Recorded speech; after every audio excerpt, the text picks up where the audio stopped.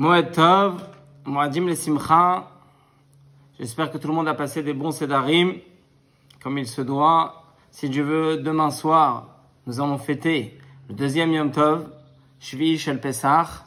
Et c'est un moment de grande joie, au point où il y a des sages qui disent qu'on a l'habitude de dire à ce moment-là, Zman Simchatenu, le moment de notre Simcha, le moment de notre joie. Donc à nous de se réjouir et de comprendre le sens de cette fête.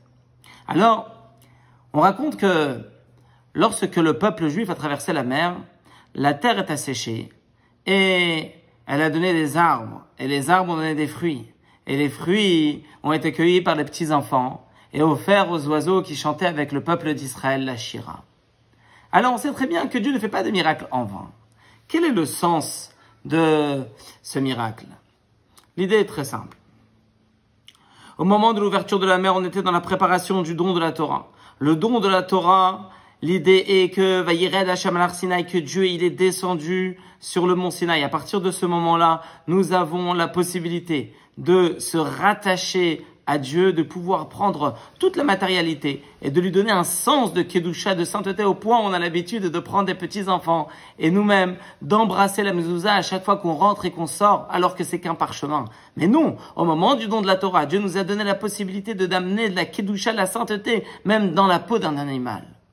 Alors, l'idée est très simple, ça veut dire que le potentiel caché de chaque chose va se révéler au moment de la traversée de la mer. La mer est le symbole du monde caché. Alors que lorsque la mer va s'ouvrir, alors tout va se dévoiler, tout va se révéler au point où nos sages nous disent que ce qu'un fœtus a pu voir dans le ventre de sa mère, à ce moment-là, même le prophète Yecheskel n'a pas pu raconter.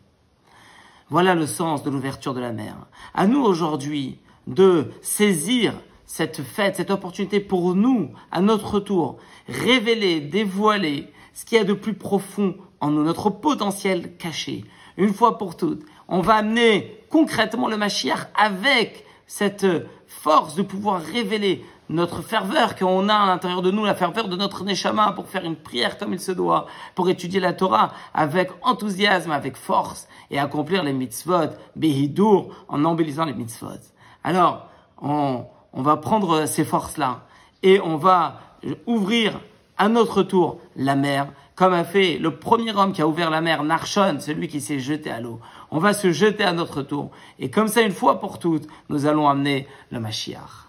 Alors, Chag Sameach, et à demain si Dieu veut.